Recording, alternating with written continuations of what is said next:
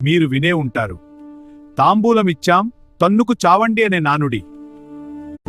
మరి ఈ మాట ఎక్కడి నుంచి వచ్చిందో తెలుసా? ప్రఖ్యాత రచయిత గురజాడ అప్పారావు రాసిన కన్యాశుల్కం నాటకం నుంచే ఇది పుట్టింది. నాటకంలో అగ్నిహోత్రావధానులు తన 8 ఏళ్ల కూతురిని 80 ఏళ్ల వృద్ధుడికి ఇచ్చి పెళ్లి చేయాలని నిర్ణయిస్తాడు.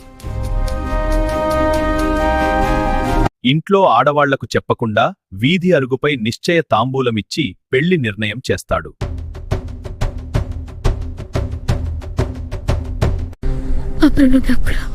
అప్పుడు అతను తాంబూలిచ్చాం తన్నుకు చావండి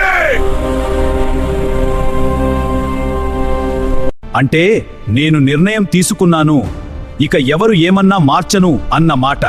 అప్పటి నుండి ఆ మాట ఒక నానుడి అయ్యింది. ఈ వీడియో మీకు నచ్చితే లైక్ చేయండి, సబ్స్క్రైబ్ చేయండి.